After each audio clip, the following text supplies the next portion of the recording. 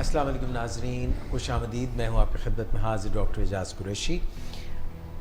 Diabetes के programme आप देखते हैं डायबिटिक्स इंस्टीट्यूट पाकिस्तान के फोरम से, यानी कि फ़ेसबुक का पेज डायबिटीज़ पाकिस्तान, जिस पे आप हमारा ये प्रोग्राम इस वक्त वॉच कर रहे हैं। डायबिटिक्स इंस्टीट्यूट पाकिस्तान 1994-95 में मार्ज़ वजूद में आया, लाहौर में 71 जेल रोड लाहौर, सर्विसेज हस्पताल के सामने ताज आर्केड के पीछे। मैंने कहा आज आपको एग्जैक्ट अपनी लोकेशन बता दूं ताकि आप गूगल मैप्स में देख लें कि हम कहाँ से आपके लिए प्रोग्राम कर रहे हैं। तो ये जो तकरीबन 25 साल का सफ़र है डायबिटिक्स इंस्टीट्यूट पाकिस्तान का, इसमें कुछ कंसल्टेंट्स तो शुरू से ही हमारे साथ हैं और कुछ जो हैं उन्होंने हमें रिसेंटली ज्वाइन किया है। ये जो प्रोग्राम्स आप देखते हैं हमारे फोरम से, इसका मकसद यही है कि लोगों की फलाह आमा के लिए उनमें एक शऊर बेदार करना कि ज़ियाबीतस के बावजूद आप बेहतरीन ज़िंदगी गुजार सकते हैं। ये कोई ऐसी सज़ा नहीं है जिससे आप निकल नहीं सकते। तो इसीलिए हमारे प्रोग्राम का नाम है sugar no problem, doctor Naveed manage it with doctor Naveed Shahzad. Doctor Naveed Shahzad हमारे साथ तशरीफ़ रखते हैं। अस्सलाम वालेकुम डॉक्टर साहब। जी वालेकुम अस्सलाम। खुशामदीद। Thank you sir. Doctor Naveed Shahzad का मुख्तसरन तारुफ़ कराता चलूँ। डॉक्टर साहब ने MBBS किया, उसके बाद अपनी फ़ेलोशिप की और फिर मुख्तलिफ़ मेडिसिन में काम करने के बाद, शोबों में काम करने के बाद, अब हमारे यहाँ डायबिटिक्स इंस्टीट्यूट पाकिस्तान में बतौर कंसल्टेंट डायबिटोलॉजिस्ट अपने फ़राइज़ सर अंजाम दे रहे हैं। डॉक्टर साहब ने रमज़ान के महीने में एक प्रोग्राम हमारे साथ मिलके किया, जिसमें इन्होंने बेहतरीन मालूमात फ़राहम की उन लोगों को जो रोज़ा रखना चाह रहे थे और वो कौन से लोग हैं जिनको रोज़ा नहीं रखना चाहिए। बहुत पॉपुलर हुआ प्रोग्राम, बहुत पसंदीदगी हुई, बहुत से लोगों ने उससे इस्तिफ़ादा किया। लास्ट थर्सडे को मैंने और डॉक्टर साहब ने मिलकर एक और प्रोग्राम किया और डॉक्टर साहब का फोकस ये था कि हम बहुत से तबकात के लिए प्रोग्राम करते हैं, मगर ख़ास तौर पे ख़वातीन के लिए एक प्रोग्राम होना चाहिए जिनको हमल के दौरान पता चले, प्रेगनेंसी के दौरान पता चले कि उनको शुगर हो गई है।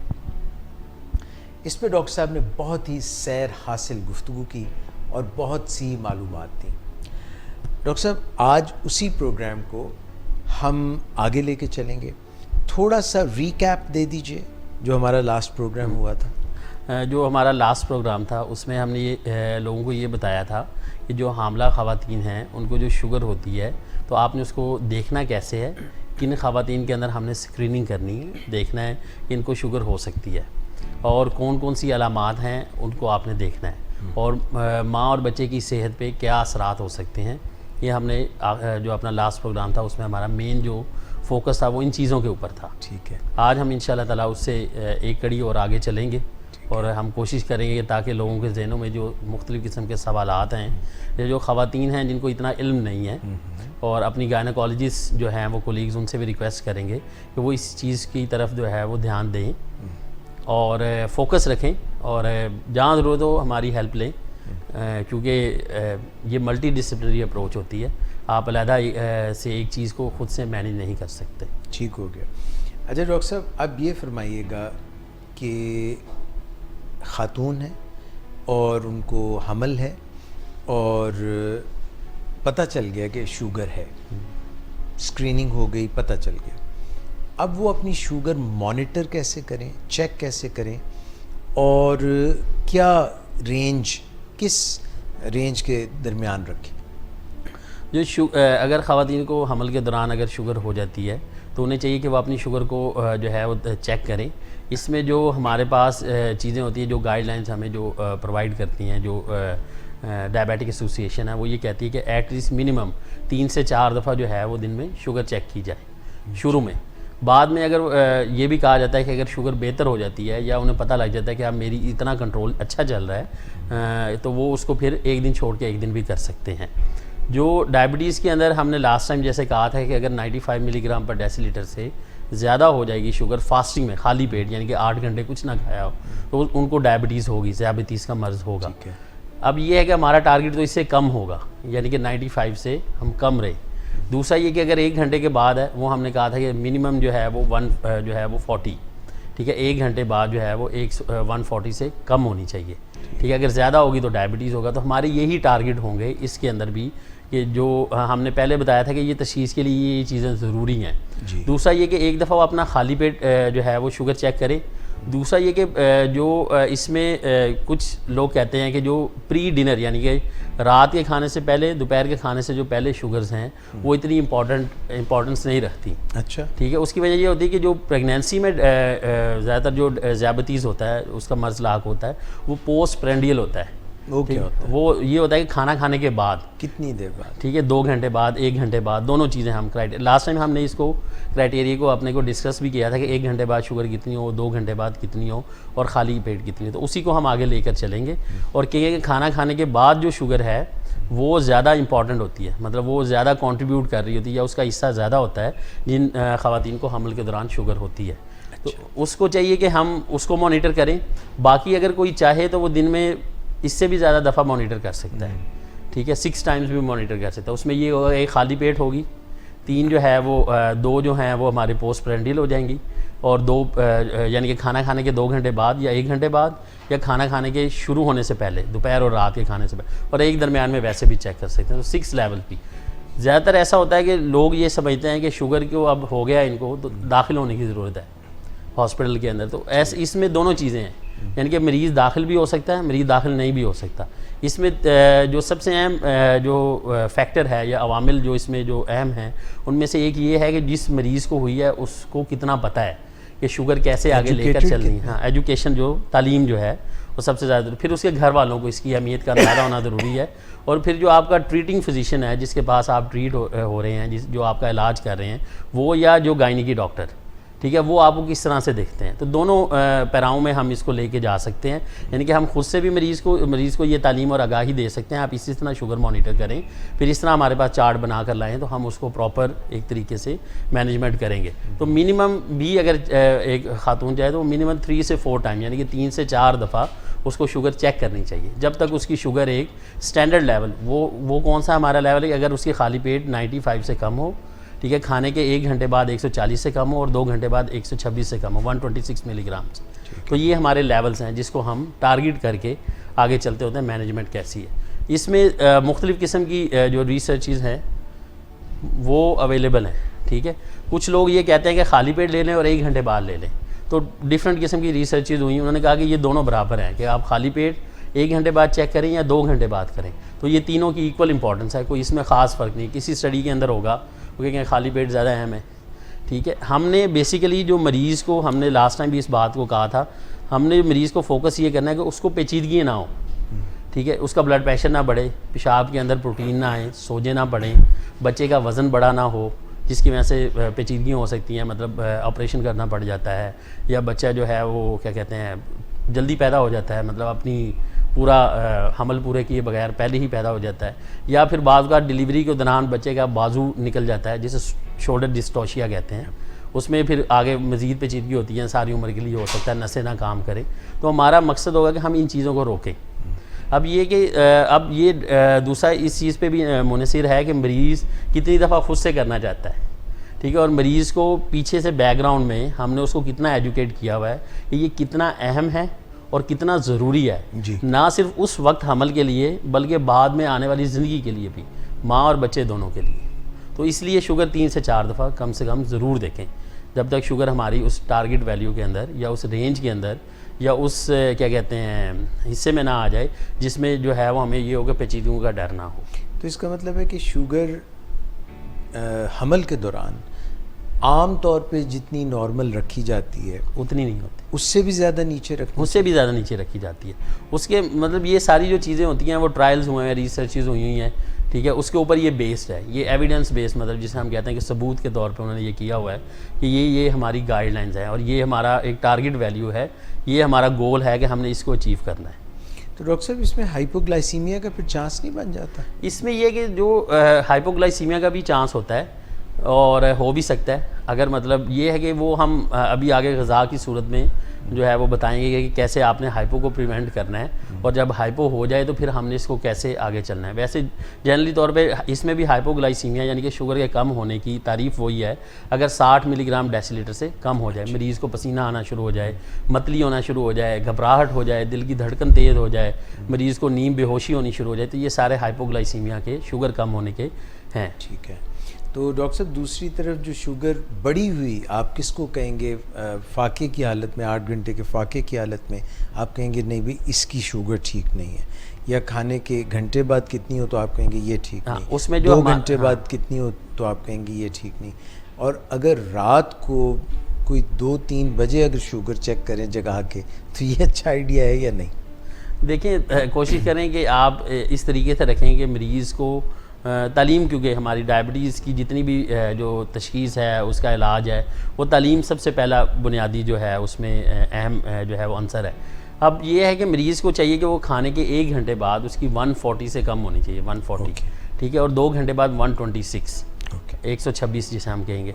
उसमें ये है कि इसमें स्टडीज़ में देखा गया कि मरीज़ों को इस पर हाइपो नहीं होता अनटिल कोई मरीज़ का थर्मोस्टैट ये कि 300 है, तो हम अगर थर्मोस्टैट को वापस लेके जाएंगे, जो सेट पॉइंट है उससे पीछे आएंगे, तो मरीज़ वैसे भी घबराता है। और हमारे यहाँ इवन लोग जो है वो तो 100 के ऊपर भी उनको लगता है कि जैसे हमें हाइपो हो रहा है, क्योंकि उनका सेट पॉइंट जो टेम्परेचर जैसे बॉडी का है, इस तरह शुगर का पॉइंट भी है, अगर वो बढ़ जाएगा तो हम उसको जो है वो कंट्रोल करना है, तो हमने मरीज़ को एजुकेट करना है। तो जब भी आप देखें खाने के 2 घंटे बाद चेक करें, मीन वाइल चेक करें, it should be less than, मतलब 2 घंटे बाद 126 से कम होनी चाहिए।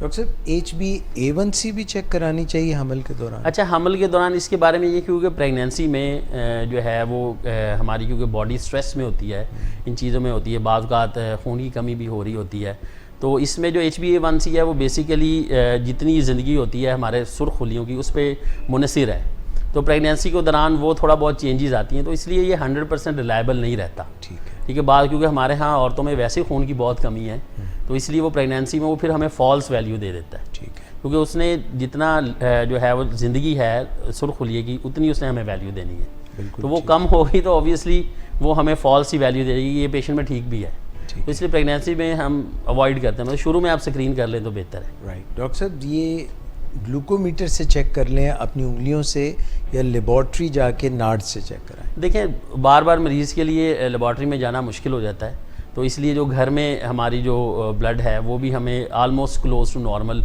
रेंज ही दे देता होता है, उतना ही कोई थोड़ा बहुत फ़र्क हो तो बेहतर है। कुछ अथॉरिटीज़ ये कहती हैं कि जब वो शुगर चेक करें तो पहला ड्रॉप ऑफ ब्लड जो है, जो पहला खून का कतरा उसको वेस्ट कर लें।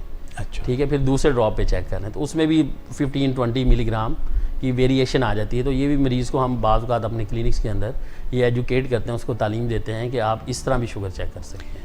Very good. डॉक्टर साहब इलाज शुरू कब करना चाहिए? इलाज देखें, जो हमारे पास कट वैल्यूज़ हैं, मतलब जो हमारा टारगेट है, जब उससे ऊपर शुगर जाएगी तो हमने इलाज शुरू करना है। अब ये है कि वो जो वैल्यूज़ हैं या जो हमारे पास रीडिंग्स आ रही हैं शुगर की, वो जितनी ऊपर जाती जाएंगी उतना हमारा इलाज का थ्रेशोल्ड जल्दी आता जाएगा, मतलब हमें इलाज करने की जल्दी ज़रूरत है जी। इसमें ये है कि जो इलाज का जो तरीक़ाकार है इसमें वो वही 3 स्टेप्स हैं जो कि हम आम तौर पे डायबिटीज़ के मरीज़ों को या ज़ैबतीज़ के मरीज़ों को कहते हैं, जिनमें से एक ग़ज़ा का परहेज़ यानी कि मुनासिब ग़ज़ा लेनी, दूसरी चीज़ सैर है, और तीसरी चीज़ हमारी दवाइयाँ हैं। अब ये जो हमल के दौरान शुगर होती है, अगर फ़ीमेल अपनी ग़ज़ा से और सैर अच्छी करें तो 70% जो 70% ख़वातीन हैं उनमें बाज़ औक़ात दवाई की ज़रूरत नहीं पड़ती। ठीक है, लेकिन ये है कि 30% में जो है वो ज़रूरत पड़ जाती है, लेकिन ये क्योंकि अमेरिका के वो हैं, वहाँ पर जो स्टडीज़ हुई हैं उससे है, हमारे यहाँ हो सकता है ये मुख्तलिफ भी हो, क्योंकि हमारे यहाँ खाने के जो है वो लोगों की आदत मुख्तलिफ हैं, लोगों की जो ज़िंदगी गुजारने का तरीका मुख्तलिफ है, फिर हमारे यहाँ वो लोग इतना क्या कहते हैं उसको अहमियत नहीं देते कि हम मीठा चेक खा रहे हैं नहीं खा रहे, फिर मरीज़ों के बहुत सारे सवालात होते हैं कि ये मीठे में खाना चाहिए, ये नहीं खाना चाहिए, तो वो इसी जो है वो क्या कहते हैं गू मगू में, हाँ गू मगू में वो इसी वो सब कुछ खा लेते हैं, वो फिर अगली दफ़ा आके कहते हैं कि डॉक्टर साहब जो है ना वो हमने ये खाया था। ग़ज़ा में जो सबसे बेहतरीन चीज़ ये है कि हम वो वाली ग़ज़ाएँ लें जिनमें शुगर की मिकदार कम हो, जैसे फ्रूट्स कुछ हैं हमारे जो है वो सेब है, उसका ग्लाइसेमिक इंडेक्स कम होता है, मतलब मीठा है उसमें कम होता है, इस तरह अमरूद हैं वो ले सकती हैं ख़वातीन, कीवी है, आड़ू है, ठीक है, ये चीज़ें वो हैं। कोशिश करें ये आम और केले, ज़्यादा मिल्क शेक्स, फ्रेश जूसेस, इनसे अवॉइड करें क्योंकि इनमें शुगर ज़्यादा होती है और यकदम से शुगर ऊपर जाती है। फिजी ड्रिंक्स तो आपने पिछली दफ़ा भी हमने कहा था कि लोग जो रेड बुल्स और ये जो कोक्स और ड्यूज़ और जो हमारे यहाँ टैंग्स और ये सारी चीज़ें जो हैं वो ड्रिंक्स वगैरह से अवॉइड करना चाहिए। दूसरी ये चीज़ है कि ग़िज़ा के अंदर जो है वो प्रोटीन भी लें। प्रोटीन से मुराद ये है कि जैसे गोश्त वगैरह है वो बोटी वगैरह लें, जो चिकन खाना है वो लें, जो जिसको जितना पसंद है, लेकिन उसको बहुत ज़्यादा फ्राई ना करें। उसके अंदर डीप फ्राइड और फ्राइड चीज़ों से फ्राइड चीज़ों क्योंकि उनसे शुगर बढ़ती है। ठीक है। दूसरी ये है, तीसरी चीज़ जो अहम है वो फ़ैट है, मतलब जो है चिकनाई लेनी है। चिकनाई में वो कोशिश करें बेकरी की चीज़ें ना लें, ये चीज़ ना लें जो हमारे यहाँ, और ये जो वेरियस किस्म के मिल्क्स हैं जो हमारी जो है क्या कहते हैं बेकरीज़ के ऊपर अवेलेबल हैं, इनसे अवॉइड करें। चीनी और मैदा अवॉइड हाँ, चीनी और मैदा। और सैचुरेटेड फैट्स की बजाय अनसैचुरेटेड फैट्स लें, यानी जैसे ऑलिव ऑयल। ऑलिव ऑयल ले लें, पाम ऑयल ना लें, पाम ऑयल सैचुरेटेड फैट है। ठीक है। कोकोनट ऑयल, कोकोनट ऑयल, ये कोकोनट ऑयल उसमें ही आ जाता है सैचुरेटेड में। अच्छा। हाँ। तो दूसरी तरफ अगर हम सैर की बात करें और एक्सरसाइज की बात करें, अच्छा, जो इसमें मरीज़ को हमें चाहिए कि हम उसको अनटिल कोई उसकी प्रेगनेंसी में ऐसा मसला ना हो कि उसे चलना फिरना डॉक्टर ने मना किया हो किसी भी वजह से, तो वैसे तो रूटीन में जैसे एक्सरसाइज लोग करते हैं 30 मिनट की वॉक करें डेली, वो ज़रूरी है इसके अंदर, ज़रूरी है। हाँ। और बाहर तो लोग, लास्ट टाइम भी हमने बात की थी, लोग तैराकी की क्लासेस लेते हैं, योगा करते हैं, वो आपके अपने सोशल उस पर डिपेंड करता है कि आपकी लाइफ कैसी है, आपकी ज़िंदगी कैसी गुजरी। जो ये दोनों अगर एलिमेंट हम कंबाइन कर लें तो आलमोस्ट 60 to 70% लोगों की शुगर इससे जिन लोगों को हमल के अलावा जो मरीज़ हैं जिनको डायबिटीज़ होती है उसमें भी कंट्रोल हो सकती है। और इसमें भी, हाँ, हमल में मैं अपने मरीज़ों को समझाता हूँ कि डायबिटीज़ की जो मैनेजमेंट है वो एक ट्रायंगल की तरह है। अच्छा। ठीक है। ट्रायंगल मुसल्लस है, 3 कोने होते हैं उसके, एक ग़िज़ा से लिख दें, एक सैर लिखें और एक मेडिकेशन। तो 30% ग़िज़ा, 30% सैर और 40% दवाई। अगर आप 60% कंबाइन कर रहे हैं वो मरीज़ के पास है, वेरी गुड। 40% जो है वो बॉल डॉक्टर के कोर्ट में है। अब वो मरीज़ पे डिपेंड करता है कि वो उसको कहाँ फेंकता है।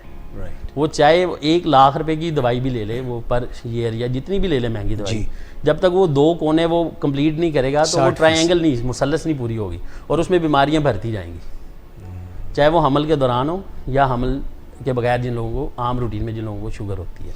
डॉक्टर साहब, दवाई कब शुरू करनी चाहिए, कौन सी शुरू करनी चाहिए, और जो है ओरल मेडिसिन खाने वाली लेनी चाहिए या टीका इंसुलिन लगानी चाहिए? अच्छा, इसमें ये है कि दवाई तो हम उस वक्त शुरू करेंगे जब अगर ग़िज़ा और सैर से मरीज़ की शुगर कंट्रोल नहीं आती, खाली पेट 95 नहीं आती, तो हम शुरू कर देंगे, या खाना खाने के 1 घंटे बाद 140 से ऊपर जाती है तो हम उसको, और साथ में ग़िज़ा और जो सैर है उसको कंट्रोल नहीं कर रहे, तो हम फिर मरीज़ को दवाई शुरू करेंगे। अब ये है कि मरीज़ खाने वाली गोलियाँ भी हैं इसके लिए और इंसुलिन भी है, तो दोनों चीज़ों पे रिसर्च भी हुई है, दोनों चीज़ों पे अपनी अपनी सिफारिशात हैं जो कि डायबिटिक एसोसिएशंस की हैं। हमारे यहाँ लोग इंसुलिन से डरते हैं। ठीक है। वो कहते हैं कि इंसुलिन पता नहीं कोई एक ऐसी चीज़ है जैसे जहर है। इंसुलिन के मुतालिक 2 बातें बहुत ज़्यादा हैं। एक तो ये है कि ये आखिरी इलाज है, 1।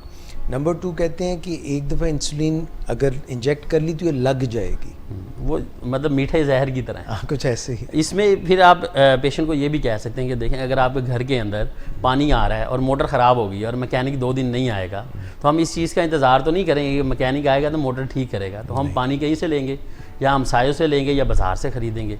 बॉडी में भी ऐसी इंसुलिन है, इंसुलिन का क्राइसिस जब बॉडी डेवलप करती है तो हमें बाहर से इंसुलिन देनी पड़ती है जब तक वो अपने क्राइसिस को रिजॉल्व ना कर सके। तो ये मरीज़ को समझाना ज़रूरी है कि ये फ़र्स्ट इलाज है, क्योंकि डायबिटीज़ का इलाज तो इंसुलिन है। ठीक है। ये दवाइयाँ हैं वो हमें मदद कर सकती हैं, लेकिन डॉक्टर साहब ये जो ख़वातीन ज़्यादातर फ़र्स्ट टाइम हामला होती हैं, तो ये इनका एज ग्रुप 18, 19, 20s, 30s ऐसा हो सकता है, तो जिनको अर्ली एज में डायबिटीज़ तशख़ीस हो जाती है हमल में, इनका लबलबे की क्या पोजीशन होती है? अच्छा, उसमें फिर ये है कि अगर उनको अर्ली एज में, जैसे जो डायबिटीज़ के बारे में प्रेगनेंसी में कहा जाता है, उसके बारे में एक वर्ड यूज़ होता है, वो ये कहते हैं कि it is a stress test. ठीक है। ये स्ट्रेस टेस्ट है जो आने वाले में बताएगी कि हो सकता है इस मरीज़ को शुगर हो सकती है, इस मरीज़ को दिल के मसाइल हो सकते हैं, बाकी भी। ये कैजुअल नहीं होती है, ऐसे ही नहीं किसी को हमल में शुगर हो जाए। तो इसके पीछे पूरी एक यही होगी स्टोरी, या तो उसकी फैमिली में डायबिटीज़ चल रही है और वो अर्ली एक्सपोज होगी। अर्ली एक्सपोजर का ये मतलब है उसका वज़न बढ़ा प्रेगनेंसी में, प्रेगनेंसी पहले वज़न ज़्यादा था, उसने मीठे का परहेज़ नहीं किया, जो है वो लाइफस्टाइल ऐसा गुजारा कि बस लेटी रही बेड के ऊपर, नाश्ता भी बेड के ऊपर किया, ठीक है। मुख्तलिफ़ किस्म की जो चीज़ें हमारे यहाँ लोग देते हैं, मीठे भी देते हैं, मुरब्बे बना के देते हैं, इस तरह की चीज़ें। तो उसको, इसका मतलब कि उसका जितना अर्ली आपकी बॉडी के अंदर डायबिटीज़ आएगी उतना ही है कि आपको जल्द से जल्द इंसुलिन पे जाना पड़ेगा। अच्छा, ठीक है, क्योंकि उसको ही डेवलप होगी 18-19 में, जिसका ऑलरेडी कुछ ना कुछ पीछे से कंप्रोमाइज़ होगा। ठीक है। तो ये दोनों तरफ हो सकती है। मतलब कुछ लोगों को 18-19 ईयर्स की उम्र में प्रेगनेंसी में हम हुआ, 2/3 ऑफ द पेशेंट ऐसे होते हैं जिनको आगे डायबिटीज़ नहीं भी होती, लेकिन 1/3 ऐसे हैं कि जिनको ज़रूर ना कहीं डायबिटीज़ आगे चल के हो जाएगी। अब आप बता रहे थे ओरल मेडिसिन और इंसुलिन। खाने वाली जो दवाइयाँ हैं उनमें हमारी एक आम जो जिसे मेटफॉर्मिन ग्लूकोफेज के नाम से है, इसके ऊपर भी है। ये है, इसके मरीज़ जो है वो आराम से खा लेता है, खाने वाली गोली है। और दूसरा ये कि इसमें इससे वज़न कम होता है, बट लेकिन इसका एक ख़ास हद तक लोग कहते हैं कि बाज़ औक़ात जब मेटफॉर्मिन से कंट्रोल नहीं होगी तो फिर हमें इंसुलिन देनी पड़ती है। और मेजॉरिटी ऑफ द पेशेंट जो है, जो ज़्यादातर मरीज़ हैं हमारे, उनमें ग्लूकोफेज जिसे हम मेटफॉर्मिन और साथ में इंसुलिन देनी पड़ जाती है हमें। अच्छा, दोनों साइड बाय साइड इकट्ठी। हाँ, अब ये मरीज़ पे डिपेंड करता है कि मरीज़ किस तरह ले रहा है। अब मरीज़ की शुगर अगर 200-300 रह रही है और वो कहता है कि नहीं मैंने ग्लूकोफेज से ही कंट्रोल करनी है, तो फिर आपके लिए मुश्किल हो जाता है। अच्छा, फिर मुश्किल। इसमें आप को चाहिए कि आप मरीज़ को ये समझाएं कि ये सिर्फ आपके लिए ज़रूरी नहीं, ये आपकी सारी उम्र के लिए ज़रूरी है। अभी आप क्राइसिस में हैं, जैसे आपका क्राइसिस ओवर होगा, हो सकता है आपको इंसुलिन बाद में ना लेनी पड़े, हो सकता है ग़िज़ा से और सैर से ही आपका काम बाद में हमले के बाद चलता रहे। तो दवाई, जो दूसरी दवाई खाने वाली है, वो पाकिस्तान में अवेलेबल नहीं है, ग्लाइब्यूराइड कहते हैं जिसको। ठीक है, वो भी इसी तरह की है, लेकिन उसका साइड इफ़ेक्ट ये है कि एक तो उससे शुगर कम होने के चांसेस होते हैं, जिस तरह हमने कहा था गैटल ग्रीमीपेराइड जो पुरानी दवाइयाँ हैं, डायनल, तो ये वज़न भी बढ़ाती हैं। दूसरा ये कि ये माँ के जो प्लेसेंटा बना होता है उससे क्रॉस होती हैं और उसके बाद जो है वो बच्चे में जो है वो चेंजेस आने का ख़तरा होता है, बच्चे में तब्दीलियाँ, मतलब वो ना ले। कोशिश करें कि जो मेटफॉर्मिन पे अगर कंट्रोल नहीं होती ग्लूकोफेज पे, तो इंसुलिन पे शिफ्ट हो जाएं। अब इंसुलिन हमारे यहाँ वैरायटी ऑफ इंसुलिन है, ठीक है। हमने वो इंसुलिन देनी है कि जो ना माँ के लिए बहुत ज़्यादा मसाइल पैदा करे, ना बच्चे के लिए, यानी कि उसके अपने क़ुव्वत मदाफ़त के ख़िलाफ़ काम ना करे, ठीक है। उसमें ह्यूमन इंसुलिन जो है, जिसे हम रेगुलर इंसुलिन भी है, NPH है, ठीक है, 70-30 है, ये वाली इंसुलिन के ट्रायल ज़्यादा हैं, मतलब इसको रिसर्च में ज़्यादा देखो और ये सेफ़ है। रेगुलर इंसुलिन क्या है, NPH क्या है और 70-30 क्या है? हाँ, जो रेगुलर इंसुलिन है वो हमारी जो है वो शुगर को कंट्रोल करती है 6 से 8 घंटे के दौरानिए के लिए, मैक्सिमम इसकी इतनी है। जो NPH है वो कितनी जल्दी काम शुरू करती है? ये तकरीबन आप जब खाना, इसका खाने के साथ ताल्लुक़ है, आप खाना ले लेते तो ये 15 से 20 मिनट में भी स्टार्ट कर लेती है अपना असर, और बाद अगर आप खाना डिले करेंगे तो 1-2 घंटे में भी असर कर सकती है। तो आपने खाने से तकरीबन 30 मिनट पहले लेना है, क्योंकि 15 से 20 मिनट इसको चाहिए आपकी बॉडी के अंदर। जो NPH है, जिसे हम दरमियानी तरह की इंसुलिन कहते हैं, वो तकरीबन 12 से 18 घंटे बॉडी में रहती है और वो आराम से अपनी पीक लेगी 3-4 घंटे के बाद, और उसके बाद वो आपको कंट्रोल देगी। ये दोनों को इकट्ठे भी दिया जाए? इकट्ठे, उसको हम 70-30 कहेंगे। अच्छा, जिसमें 70% N होगा और 30% हमारा R होगा, ताकि जो थोड़ा थोड़ा खाना ले रहे हैं उसके लिए R है। लेकिन जो रिकमेंडेड रेजिमेंट, मतलब जो वो कहते होते हैं कि आप ऐसा कोशिश करें कि मरीज़ को जो लंबी देर वाली इंसुलिन है वो उसके शुगर लेवल के हिसाब से दें। जैसे अगर एक मरीज़ का खाली पेट शुगर ज़्यादा आती है तो हम उसको रात में NPH पे डाल सकते हैं ताकि उसकी सुबह वाली शुगर कंट्रोल हो। इस तरह अगर खाना खाने के बाद फ़ौरन बाद शुगर बढ़ती है तो हम R दे सकते हैं, जब हम 1 टाइम दे, 2 टाइम दे, 3 टाइम। ये मरीज़ की शुगर लेवल हमें बताएगा। दूसरा, मरीज़ कितना कंफर्टेबल है, वो कितना बेहतर महसूस करता है इन चीज़ों के साथ। तो ये बताइए डॉक्टर साहब कि इनके अलावा जो वो महंगी हैं, जिनको एनालॉग्स कहते हैं, एनालॉग्स में से जो अल्ट्रा शॉर्ट एक्टिंग है, मतलब थोड़ी देर में काम करती हैं, जो बॉडी से 3-4 घंटे में निकल जाती हैं और उनका 15 मिनट में इफेक्ट आना शुरू हो जाता है। जैसे उसमें हमारे पास नोवोलॉग, हीमोलॉग, एस्पार्ट और लिस्प्रो हैं। ये दोनों हैं जो कि हीमोलॉग और नोवोलॉग के नाम से हमारी मार्केट में अवेलेबल हैं, ठीक है। इन दोनों के ऊपर स्टडीज़ हैं, ये दोनों सेफ़ हैं, ठीक है। ये हम दे सकते हैं। जो एपिड्रा आती है, जिसे ग्लूलीसीन कहते हैं, वो सेफ़ नहीं है। इस तरह जो लंबी देर के लिए इंसुलिन रहती हैं उनमें डैटिमर जो कि लेविमर के नाम से आती है, उसके ऊपर ट्रायल्स हैं, उसकी सेफ्टी है। अभी कुछ अर्सा पहले ही उसको कैटेगरी सी, मतलब जो ख़तरनाक कैटेगरी, वो वाली ड्रग जो हम प्रेगनेंसी में नहीं दे सकते, उससे बी में शिफ्ट किया गया उसको, ठीक है। लेकिन ये है कि जो दूसरी लेंटस हमारे यहाँ बहुत मशहूर है, ठीक है, ग्लार्जीन, उसके ऊपर अभी ट्रायल्स नहीं है। हो सकता है वो भी ट्रायल्स हों तो वो भी सेफ्टी की तरफ हो, लेकिन सबसे ज़्यादा जो ट्रायल्स हैं वो ह्यूमन इंसुलिन हैं और उनमें सबसे ज़्यादा NPH है, जो कि पुराने लोग भी इस्तेमाल करते हैं, it's all around the world वो यूज़ करते हैं। जो नई वाली महंगी बाकी इंसुलिन हैं उनके अभी ट्रायल्स नहीं हैं, तो उनके बारे में कहना मुश्किल होगा। हो सकता है जो बाकी दवाइयाँ इन फ्यूचर हो सकता है कि वो हमारे मददगार साबित हो सकती हैं। डॉक्टर साहब, इसके अलावा भी मार्केट में टीके होते हैं जो कि डायबिटिक पेशेंट यूज़ करते हैं, कोई हफ्ते में एक दफ़ा, कोई दिन में एक दफ़ा, क्या वो प्रेगनेंसी में उसमें यूज़ हो सकते हैं? अभी तक सेफ्टी इस्टेब्लिश नहीं है उनकी, मतलब वो क्या है, वो इंसुलिन नहीं है? वो इंसुलिन की तरह है। अच्छा, इंसुलिन की तरह इफेक्ट आता है उनका, वो यानी कि वो जो मतलब आप ऐसे कह रहे हैं किसी से मुताबिकत जैसे इंसुलिन की तरह काम करते पर हैं, वो रिकमेंडेड नहीं वो रिकमेंडेड नहीं। अभी उनके ऊपर ना ट्रायल्स भी नहीं है और वो रिकमेंडेशन भी नहीं है उनके ऊपर। ठीक है। डॉक्टर साहब, ये फरमाइए कि कैसे पता चले कि जिन खातून को हमल में शुगर हुई थी, जब ज़चगी हो जाएगी, पैदाइश बच्चे की हो जाएगी, तो इनको शुगर रहेगी या नहीं रहेगी? अच्छा, इसमें ये है कि दो चीज़ें हैं जो हमारे लिए समझने की। जो 4 से 12 वीक यानी कि चौथे से 12वें हफ्ते तक पोस्टमार्टम, यानी कि जब हमल ख़त्म हो जाए उसके बाद, उसके दौरान आपने टेस्ट करना है, ठीक है। टेस्ट वो करना है कि जिसे ग्लूकोज टॉलरेंस है, जैसे हमने पहले लास्ट में कहा था, लेकिन अब उसकी वैल्यूज़ बदल जाएंगी। पहले हमने कहा कि 95 के ऊपर फास्टिंग के ऊपर डायबिटीज़ होगी, अब ऐसा नहीं होगा। इसमें हम वो नॉर्मल जो दूसरे मरीज़ों में यूज़ करते हैं कि अगर खाली पेट उसकी शुगर 126 मिलीग्राम या 120 से ऊपर चली जाए तो उसे हम कहेंगे कि इसको डायबिटीज़ है। या 2 घंटे बाद शुगर लेने के बाद 2 घंटे बाद अगर वो 200 से ज़्यादा हो जाएगी तो फिर उसको डायबिटीज़ होगी। ये हम उस नॉर्मल क्राइटेरिया की तरफ, ये हर फीमेल के लिए करवाना ज़रूरी है।